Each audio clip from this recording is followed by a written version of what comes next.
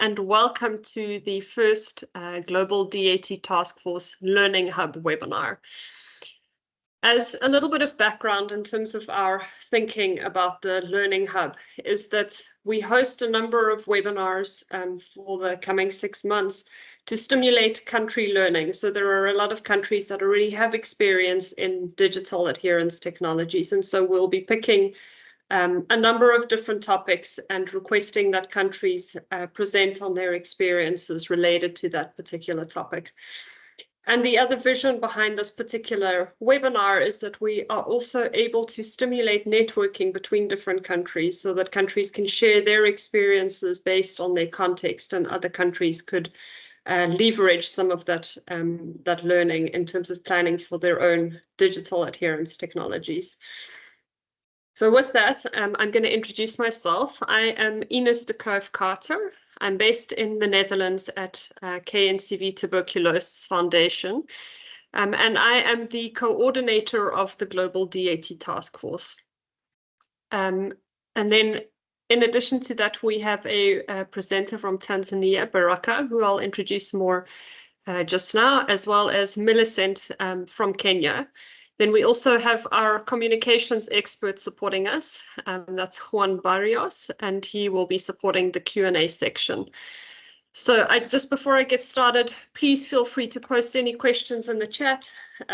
After each person's presentation, you can also raise your hand and ask any questions of the presenter, so that we really can stimulate that cross-country learning. So to get us started, in terms of digital adherence technologies, what is the problem statement and what is the reason that we decided on digital support tools instead of in-person observation for adherence? So if we think about DOT specifically, we know that there are high costs associated for the person on treatment because they're needing to travel to the facility daily or weekly for their medication intake. Then secondly, that requires a huge time investment. And so a lot of people on treatment are then either missing work or not able to go to work at all due to the fact that they need to be observed directly at the facility.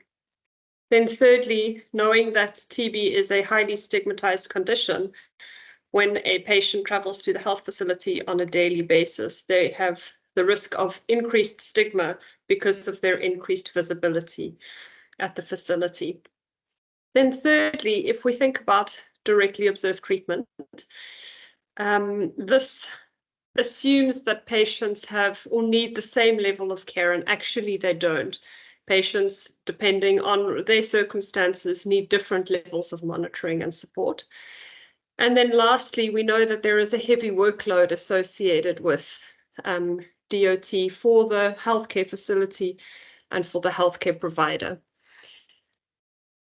So moving on to guidelines from the WHO, there are consolidated guidelines related to DATs where we include where digital adherence technologies are included. So those include traces and medication monitors, as well as video supported treatment. So that's traces and medication monitors being the smart pill box, and then 99 dots. So if we look at digital adherence technology, sorry, just give me a minute. If we look at digital adherence technologies, we have the in-hand technology, so that being a feature phone, a smartphone, or a smart pill box. Then we have the adherence platform.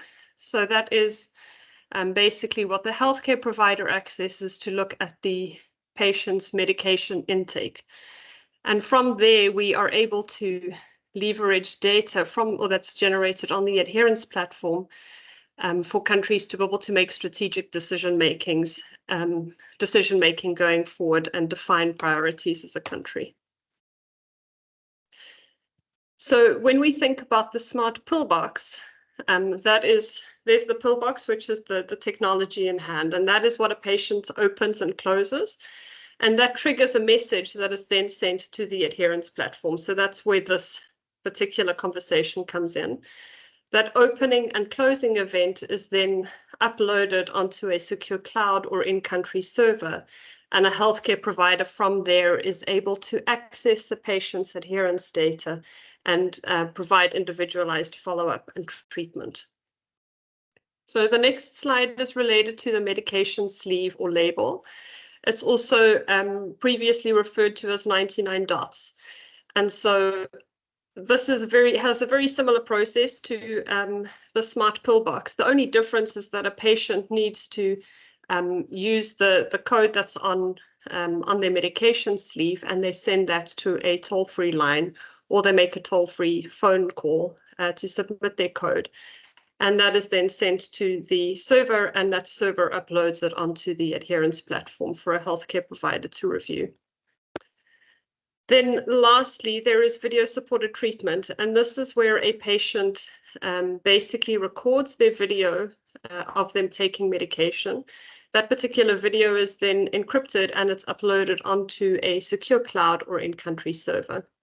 And from there, a healthcare provider is able to review that video on the adherence platform. They can make notes of what they're seeing on that video, and they can provide a patient with individualized follow-up. So that really is a snapshot, and there is a lot more that goes into these particular technologies. So I'm not going to go into too much more detail. However, you can go to the Global DAT Task Force website. You could scan the QR code there, and we'll share the slides at the end of this webinar, and then you can access all of this information. But basically, on this particular web page, there is a comparison between the different technologies that are on offer, and you can compare, given your context, what makes the most sense. So that leads us into the actual adherence platform component.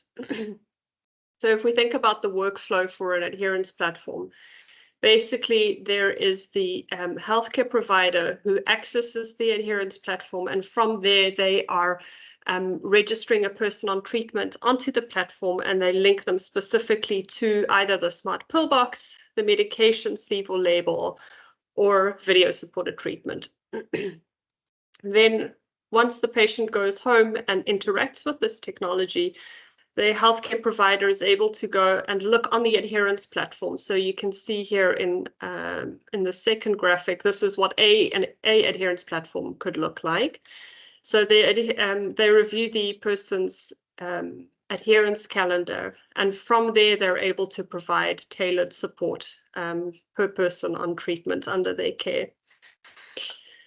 Then third, there is the option for a customized follow-up list on these adherence platforms. And so basically the idea of it is that a healthcare provider is able to review data per patient, or not per patient, sorry, per grouping. So you could group patients on 3 days of not being adherent, and then a healthcare provider is able to follow up very quickly rather than needing to review every person's calendar on a daily basis.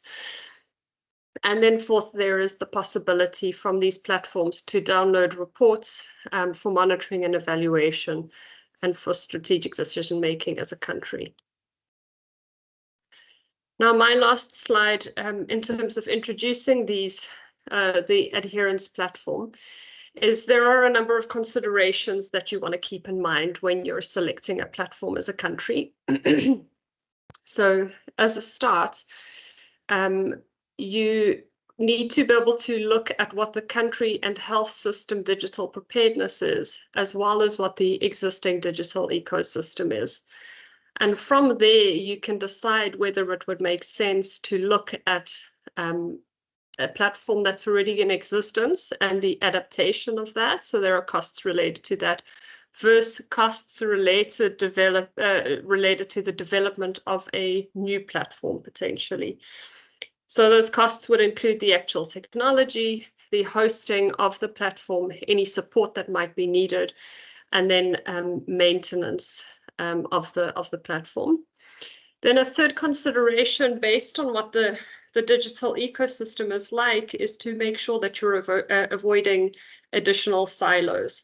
So you could consider that a adherence platform is interoperable with other digital solutions that already exist within country. you could look at the integration of a platform into an already existing platform in country, or at the enhancement of a digital solution in country and add a adherence platform solution. Then a fourth component worth considering is what are your minimum requirements as a country for an adherence platform? So it could be tempting to say, we'll select an out-of-the-box adherence platform, but at times that comes with solutions that you don't necessarily need as a country. And so you need to decide what are your minimum requirements so that you're able to make sure that whatever solution you decide on is not more than you need, but it's also not less than you need. And then the fifth component is considering what learnings there are from other global, or from the global community, basically, and from similar settings to where you would be implementing digital adherence technologies. So to introduce Baraka then quickly, if I may. So Baraka has a long experience in digital health in Tanzania. And currently he is a digital health consultant for us as KNCV Tuberculosis Foundation. And in the last years, he has supported the NTP of Tanzania in rolling out digital adherence technologies under the KNCV-led Ascent project. So with that, I'm going to hand over to Baraka. Thank you, Ines, and welcome all. I will shortly and quickly take you through the Tanzania experience as far as the DAT is concerned, and mainly I will dwell on the adherence platform experience as well as a major part of the DAT implementation. So, okay, looking at Tanzania experience, the DAT goes back to 2018 during the time that we had a demonstration project. It was just a small project funded by TB Reach in 11 facilities in one region, and it was mainly for small-scale miners trying to see how DAT can be acceptable and feasible in relation to adherence to TB treatment. So during that time, we used the paper sleeve, what is the technology known as 99 dot, which incorporated the paper sleeve, and we used the Everwell hub as the digital adherence technology. Because it was just a very small project, the adherence platform was global hosted, and it was Everwell hub.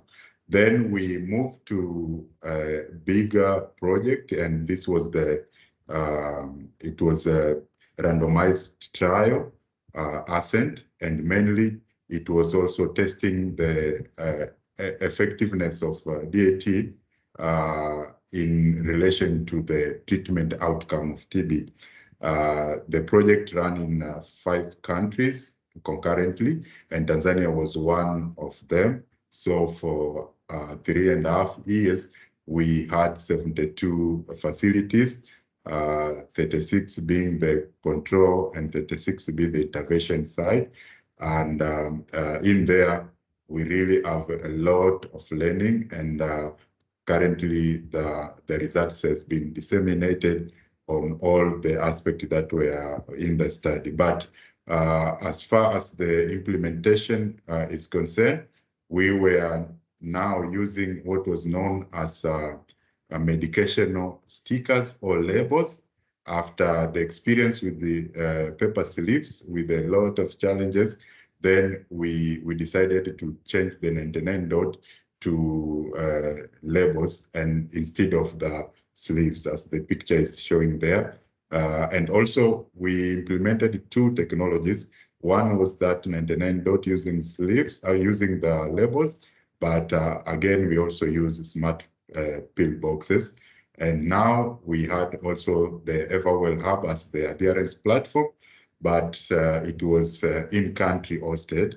and we have a lot of experiences in hosting the platform in country. As per many regulations, country regulations will require all the data to be hosted in country, and it is a lot of effort and also a cost associated with doing that. And with that learning, at the end of the Ascent project last year, we come to really understand that the cost for hosting adherence platform in parallel with the other existing system was a bit expensive, and it might impede the government to scale up and take over of the DAT after the Ascent project was phased out.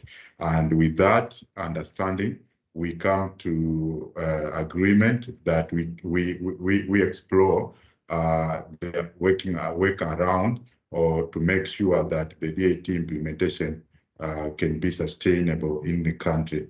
And with that, we explore the possibility of having the adherence platform just within the DHIS2 platform, because Tanzania is one of the countries that have already successfully implemented the case-based DHIS2 TB database, and because that is the patient level data, it seems to be promising that it can accommodate other things as well. So one of the things for the last year, we now start exploring making how we can also use the DHIS2 to act as the adherence platform. So with that, we developed the generic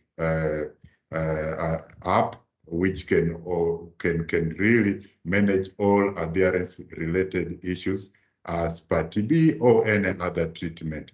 And the good news is that as we are concluding it now, it will be available for any country that are using DHIS2, especially the DHIS2 tracker.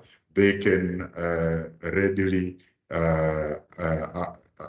download and install that app, and they can now, having already adherence platform within the DHIS2 country instances. And with that, it involves also integrated the smart pill boxes, because after the learnings, it was pretty clear that smart pill boxes implementation is more feasible and easy, especially for our setting. And so KNCV with the manufacturer of those smart pill boxes work on APIs, so to enable the smart pill box to be interoperable with other systems. And with that, it was possible now to integrate the EveryMed boxes into the DHIS2. So towards the end of 2023, we managed to develop that app, and we are now in the very final fine-tuning to go live. And in 2024, we think we will transit all these efforts to the government and other implementing partners. So that is a snapshot of our experience as Tanzania as far as the DAT is concerned. And many thanks to Ascent project to make it possible that within the DHIS2 now, we don't need any other parallel system to run the adherence platform. So I will take you just shortly on how it looks, the hub in the DHIS2. So mainly this is how it will appear. We have the DAT client overview, and be informed all these names are just the dummy data. It's not data, the real data from the patients. And so what it shows, you will be having the summary of all patients within your DHIS2 instance who have been enrolled in the DAT, and we have the summary of critical data like the battery level for the device that patient is using, and also you can have the adherence level of that patient, the percentage of the adherence as per that time. And if you click any of the patient profile will look like this. You have the patient calendar, and we have those color coding to show the adherence pattern, whether it's missed dose or the dose was digitally reported. And also you have other adherence related details on that patient, as well as the battery level, which is critical for the follow-up and making sure that all the time the patient will be having the device which is working. Apart from the patient profile, there is another window for assigning the devices to the patients. And in here is you'll be having the drop down of all the emails of the boxes, and you can just choose the email and assign it to the patient, and then it will put that patient in the list of the patients who are on DAT. And whenever you pick the box, it will remove it from the available boxes, so that you can really manage the assignment of the box as well as the patient on DAT. Another component feature in that app is the DAT reports, and in here we have 3 different reports: the adherence reports. We have also the devices report, which will show you the details of the devices. And also we have this specifically for the healthcare workers follow-up, the patient who have been missing the doses, and that can be a useful list for follow-up. Apart from that, also there is a dashboard, though it is customized, the dashboard, as the DHIS is to reach on that, but also we have those default ones which will show the enrollment rate as to the DAT compared to those who have been notified, and also we have the trends of the adherence as per your rank of logins, whether it is a regional district or it's a facility. Another big component is the configuration.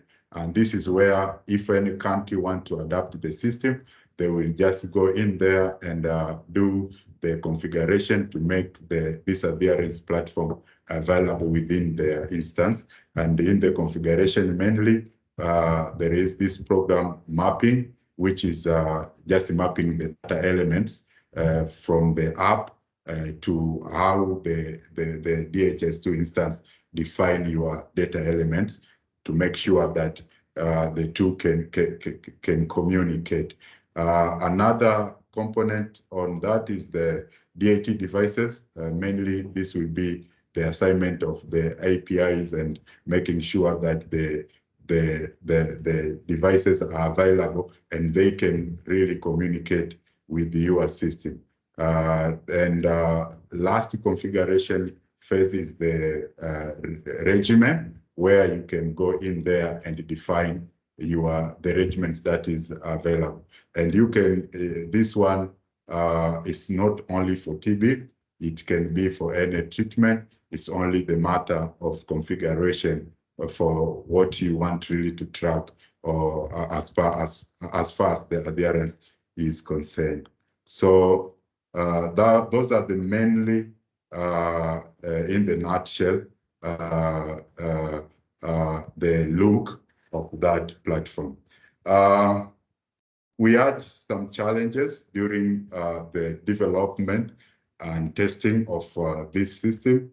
One of it, the project duration was to be extended a bit, because after the first implementation and testing, we come to realize the design was not proper because the developers was tracking the adherence using the device I made, and we come to understand that will bring some challenges because you can change box here and there during the treatment, and then it was advised to change to the episode. I want to go to the details, but it was like you track the adherence per enrollment of the patient on the DAT. And not the IMEI he or she was using at the time of the registration. The another thing is, you know, on the DHS2, we have several versions, and you find that because the countries have the DHS2 already running, most of the time they are not upgrading the version they are using. And if you are not doing that, there is a lot of improvement that might be missing. And that also was the case for the Tanzania instance. The developed platform was not upgraded, and then it was really not optimizing the APIs that were provided. But there was a workaround. It was updated, upgraded, and then things works fine. But that add the time on the implementation. Again, there was the dependence on other things. Currently in Tanzania, there is several improvement on the DHS2 which are running concurrently, and one of it was to adapt the WHO TB Prevent app within the DHS2 for the TPT management. And we thought also that the adherence platform should also be implemented to even take care of the TPT adherence as well. And because the work were running parallel, then there was some delays because those are independent. I mean, they are dependent with what was happening to other development as well. And for that, it forces us to take a bit longer than anticipated before. With that, I can say thank you so very much for listening to me. This is the Tanzanian experience on DATs. Thanks, Baraka. Really nice to see your progress there in Tanzania, and thanks for that overview. We have a number of questions coming in.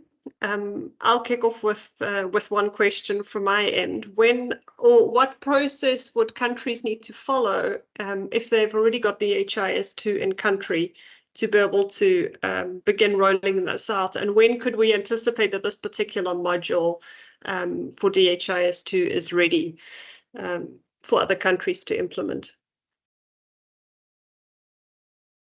Yeah, so we think it will be ready in this first quarter of 2024. So from next month, our deadline was today, and we will having the meeting for ending over this week. And we think by the end of February, it will be ready, available in the DHS2 app ecosystem. So if the country is using DHS2, it means it will be just readily available for them to just implement it within their instances. Yeah. Yeah. So the documentation, sure, it will be available, and it will be also available within our systems, like in our various platforms, the digital task force as well, and also in the DHS2 community. So yes, we have documented it and it will be available. Great, thanks, Baraka. Then there is a question from Eves. Is it possible to combine sending SMS reminders and smart pillbox in one instance in the DHIS2? Yes, that is very possible. Okay, and is that already planned within how the app is being developed currently in Tanzania, Baraka, or was that potential future planning in terms of integrating those? For Tanzania, I think the issue with the SMS is the funding. SMS become a bit costly, and also there is the issue of integrations with the MNOs in countries. So that will be something that countries has to explore, especially for the country like Tanzania. We have several MNOs, like 6, 7 of them. And for the SMS to work, you need to integrate with all of them, and then having those bulk SMS packages so that you can be disseminating. The feature is already there, but the implementation will really require some support here and there. Great, thanks, Baraka. Then there is a question from Avinash, and he asks, can you please speak to the process at MOH level for bringing together different digital platforms, for example, DHIS2, WHO, Prevent TB, etc., so as not to duplicate efforts and funding? Yeah, and for the case of Tanzania, NTP was the lead in all the process, and as I mentioned, several enhancements are working together, and to make sure that everything is consolidated. That is the result of making sure even the adherence module that was plugged in, it was not for only TB, it's also TPT and any other treatment that can be there. And this is within the management of MOH. They are the one who overseeing everything, and they are really working hard to avoid silos, because these project-related apps, it has been proven to be not effective. Yeah. So with that, I am going to hand over to my colleague from Kenya, that is Millicent Kamel, and she is the DAT coordinator in Nairobi and Mombasa counties for the Center of Health Solutions. So she has over a decade of experience in TB care, in TB case finding and management of childhood TB, as well as in DSTB and DRTB. And recently she participated in the rollout of DATs for people with DSTB in Nairobi and Mombasa counties. And so with that, Millicent, I'd like to hand over to you to continue your presentation and experience within Kenya. Okay. So thank you very much for this opportunity. So I'm going to present the Kenya DAT implementation experience. So just to bring a background as to why we did this, the adherence platform, is that there was a study that was done in Kenya and by the National TB Program, and it found out that 35% of our patients who are on TB treatment were not adherent to their treatment. So this basically what it meant is that as a country, we had unfavorable treatment outcomes. These are things like death, loss to follow-up, and also increase of drug-resistant TB. So with this study, Kenya adopted the use of the 99 dots model, which I'm going to take you through. So basically, this is how it started.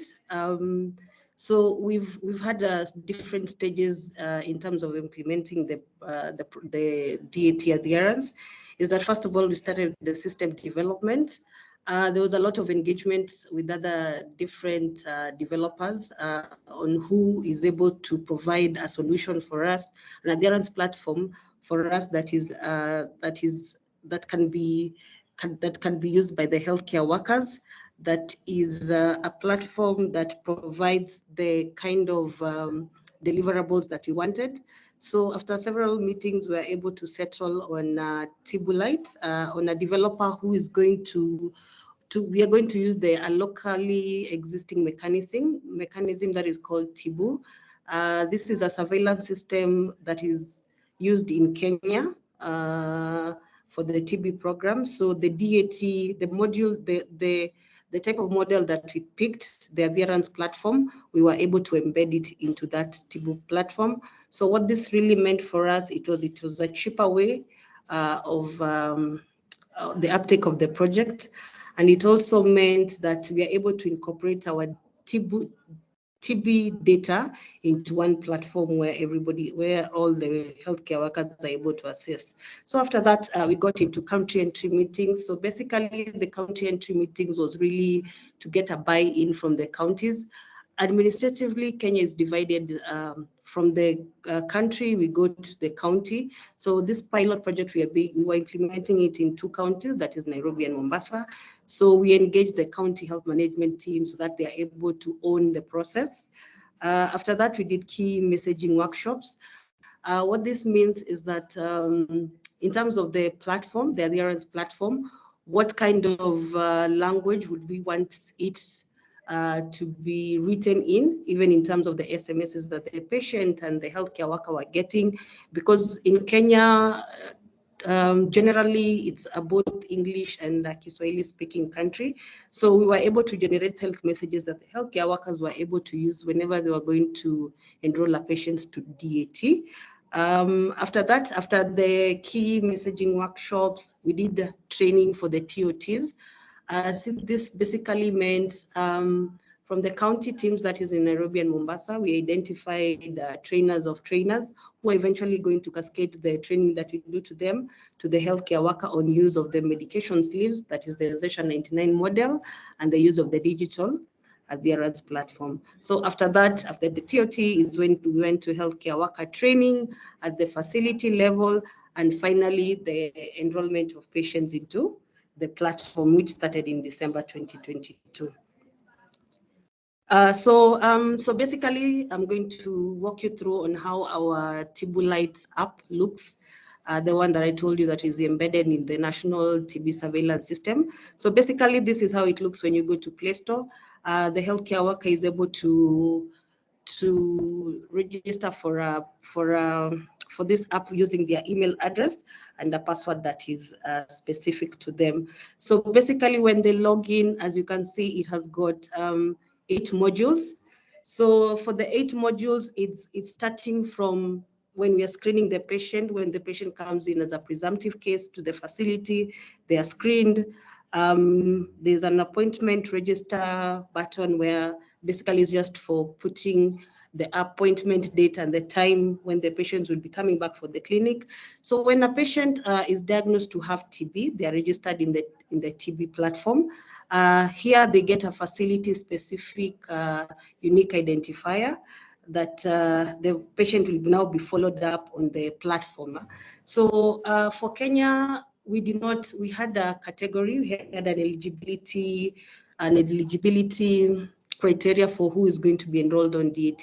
So for Kenya, we really focused on the patient must be about 15 years, they have to have a phone, and they also have to have Safaricom, which is the majority mobile network provider that most people have. So after they have been enrolled onto this aspect of TB, they will now be enrolled onto this where my pointer is showing, that is the DAT platform. So basically here, the patient, after they meet the criteria, the data that had been input on this TB when they're being registered, it's directly, there's an interface that really you don't have to repeat again on the demographics for the patient. So here, an OTP, that is a one-time password, is sent to the patient when the clinician is registering them at the facility level. And once they receive a message, they give it back to the healthcare worker, who on this platform is able to input that that OTP, and that acts like a patient has agreed to registration of the DAT. So this module, when you click on it, this is the landing page that you get after that. So the one I was talking about, this one is the registration to the DAT platform. After that, the patient has been registered. Now we issue medication to the patient. So here is an icon that shows issue patient pack. So basically here, and also again in our criteria when we're enrolling, patient has to be, there was a time frame until when patient can be enrolled. So that was 28 days from the date they were notified to have a TB, to have the TB disease. So here on this icon I'm pointing at for the issuing of sleeves, once you click on it, this is how it looks like.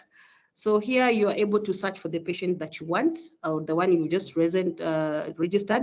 And on here, it shows the different phases of treatment, the intensive phase and the continuation phase on this other, the bottom row. So basically, basing on the, like for us, our TB treatment goes for 6 months, the drug sensitive TB. So for the intensive phase, it's 2 months on this one. And then the continuation phase is 4 months. So for the intensive phase, as you can see, it's done 1, 2, 3, 4. So basically, after you finish the first month of intensive phase, we start again to pick for you the sleeve. So what this means is that the medication sleeves, they have a unique code. When the patient pops out the pill, there's a unique code. So the system is, so whenever the healthcare worker chooses a sleeve for the patient, the system is expecting codes for that particular week to be sent by the healthcare worker, by the patient, through an USSD code that is toll-free. So that is how the medication choosing of sleeves works. So here, this one, the middle one, is the adherence platform. So basically, this is a pill calendar for the patients who have been enrolled. As you can see on this one, is that it shows the, you can all see there's a green tick, there's a yellow tick, and there's a red tick. So basically, when the patient pops out the pill from the medication sleeve and they send the code through a USSD, that's an SMS through an USSD, it ticks as a green tick, which shows that patient has adhered to medication. And in the event that a patient is not able to send a code, so the next day, the healthcare worker receives a message that this particular patient did not send a code. So the healthcare worker calls the patient, who they ascertain as to why the reason the patient did not take the medication. And in the event that the patient gives the reasons as to why they were not able to send the code, but they took their pill, the healthcare worker marks for them. So this is now the platform where the healthcare worker marks for the patient. So basically, they'll search the name of the patient there, and then here is when they choose the date. So they will only mark for the date that the previous day that the patient did not mark, and then they choose an option of mark adherence and they submit. So that will come to the system as a yellow button. And then as you can see here, it's an X button, which means neither did the patient send the code or the healthcare worker was not able to mark for the patient. So this is basically our pill calendar, how it looks like. At the tail end of it, the tail end of the dates, here as you can see, there are dates per month. You choose it's in year and the month that you want. So at the tail end of this, there's a score. So the more the patient sends the code, the more there's a scoring pattern for it. So the score is higher as to opposed when the healthcare worker is marking for the patient, because really this is more, we really want to really emphasize on the patient to send the code to just show they have marked their treatment. So here I'll also talk about in terms of patient who has been enrolled to to the DAT platform, and that's for one reason or another, they no longer wish to be in the platform. There's an area where the patient can be opted out, meaning they have declined to be on the platform. So that completely now they are removed, or their details about DAT can no longer be seen by the patient. So once the patient has completed their treatment, the healthcare worker is satisfied by their adherence, The healthcare worker finally comes the last day. They will say, they will tick on this, mark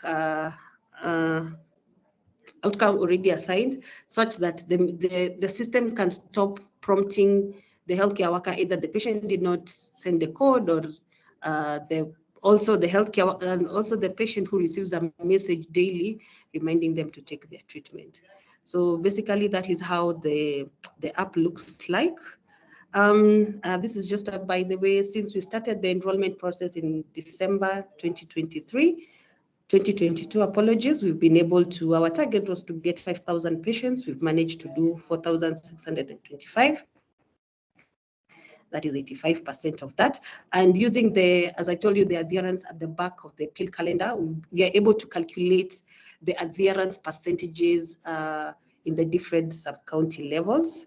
So this is our ranges for the month of November. So what are the opportunities for DAT? Some of the opportunities is that it has been really a learning lesson with the use of the medication sleeves. However, out of the feedback we got from the healthcare workers, which I'll talk about in the challenges before I go to the way forward. So the challenge that is with the medication sleeve use is that the system is downloaded to the healthcare worker's device. So it really poses a lot of challenge depending on the Android version of the healthcare worker. So if it's a lower version of the Android, there are a lot of compatibility issues. So there's a lot of delay in synchronization of data. Some of the app might feel it is heavy on some of the healthcare workers' phones. So it is even affecting the speed at which you are able to enroll, issue sleeves, and just basically follow up a patient. So that has been a very, very big challenge to us. The other thing is that now that we're using the healthcare worker mobile device, basically it means like the healthcare worker is on work 24 hours a day, 7 days a week. This is because whenever the patient is not able to send the code, they usually call the healthcare worker for help. So, and some of these patients, most of them take their medication at night, that is past 8 o'clock. So as you can see, that is past working hours. So that constant calling and asking why the codes are not going through really is a burden to the healthcare worker, and also it is infringing on their privacy. And also, yes, the other thing is about the medication sleeve. So Kenya, when we started this project, is that we envisioned the use of a particular type of the fixed dose combination of drugs. So we did the Cosmos and the MacLeod's type of medication. However, this has really impacted a lot on our implementation of the project, in that at some point the supply of treatment that came to the country was neither of the two. So at some point as a country, we ran out of stocks for the fixed dose combination. So we were using the single molecules. So with that using of the single molecules, the drugs cannot fit in the medication sleeve. So really, basically, it means the project had stalled for some time. And there was suboptimal follow-up of patients who had already been enrolled. So another thing is about also the eligibility criteria. As I said before, the patient must have had a number, a phone that is Safaricom. That is our biggest network coverage in Kenya. However, we got patients who are eligible. However, because of the technicality of not them having a Safaricom network coverage, they could not be enrolled to the DAT. So maybe in the terms of scale up, maybe these are some of the challenges we are going to look up to and see how we can navigate through this.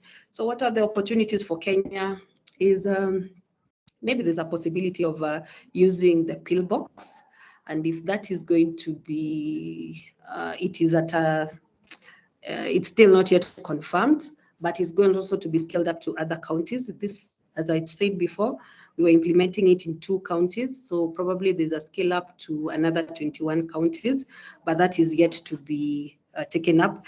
In terms of the cost for using the medication sleeves, if you look at it, for that one sleeve for one patient, it costs around $1 USD, and there was a lot of Now the fact that I was telling you that sometime the drugs that we're having were single molecules, so this was really like dead stocks at the facility.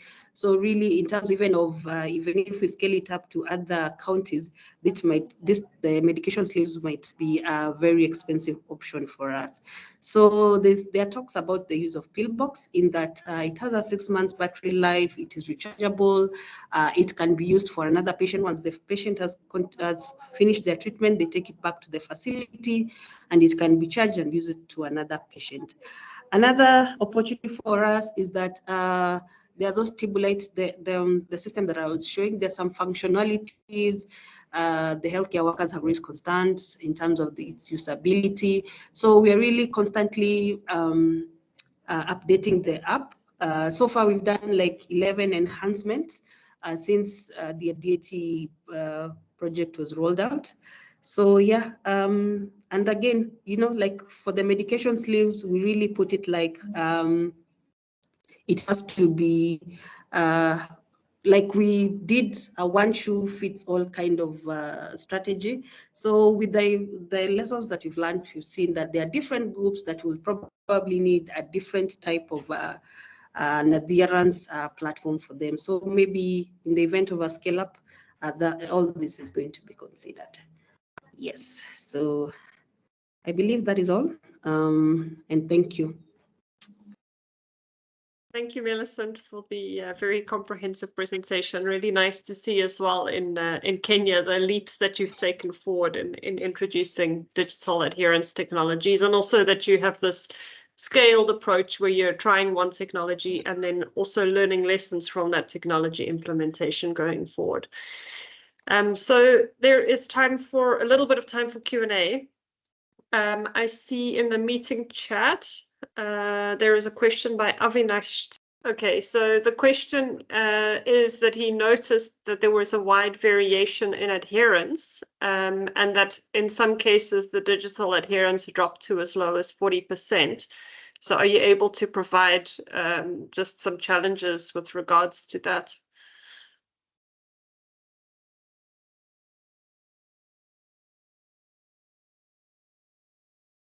So really, this doesn't really show like we started from 76 to 40%. See, this really shows, as I said, administratively, Kenya is divided into counties. So these are the sub-counties within the counties. So we were like really evaluating per zonal level. So the highest who scored, the adherence score was at 76%. That is per that zone. It's not really like a curve that is showing it's how the progress has been. No, this is a one-time event calculation of the sleeve basing on that month in November. So this is for the different sub-counties. It's not really a reflection of how the adherence has been going. Yes. Okay, great. Thanks, Millicent. I'm just going through some other questions. There was a question related to the pills within the medication sleeve, and that whether a person needs to send a code per tablet that's taken. So just for clarification, there is a medication sleeve, there is a medication label.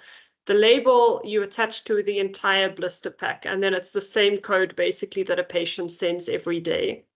For the medication sleeve, which is the case in Kenya, basically there's a sleeve that gets the medication blister pack gets slotted into, and then every time a person, or it's for fixed dose combination, sorry. So every time a person opens their tablet or opens the blister for their tablet, there's underneath the tablet, there is a code basically that they send. So per day, they're needing to send a different code. But it doesn't really, it's not that you need to send multiple codes for multiple tablets that you're taking. I think those were all the questions. Yeah, I don't see any questions on there. I'm just looking on the Q&A as well. No, I don't see any questions there either. So we are kind of on or 2 minutes over. The last thing that I just want to say is that this is the first of a series of webinars under the Learning Hub. So at the end of each month, we'll be hosting a new webinar with a different topic. So please keep a lookout on the website, and then enroll. We'll also be sending out email communications in terms of enrollment for the next webinar. Then in addition to that, so the Global DAT Task Force is fully funded to provide technical assistance to countries that are either introducing these technologies or scaling it up. And so we provide TA for countries in terms of budget development and proposal development, as well as identifying additional funding streams, either globally or locally, for countries to leverage in terms of their DAT implementation. Then we also provide the actual technology, so the in-hand technology and the software comparison, and provide support in making a selection based on your country context and needs. And then we also, for those countries that have already begun implementing DATs, we provide technical assistance to assess the implementation and be able to provide tweaks so that it really does meet the needs of the people that are using these technologies. So with that, you can scan the QR code on the right, and that goes to the DAT Task Force website. And then you also see the link to the task force website there if you aren't able to scan the QR code. So I want to say thank you to Millicent and to Baraka for your presentations. And then Juan, thank you for your support in terms of the communications. And of course, if you have any questions related to DATs, you can always reach out to us via that email address that you see, or just via the task force website.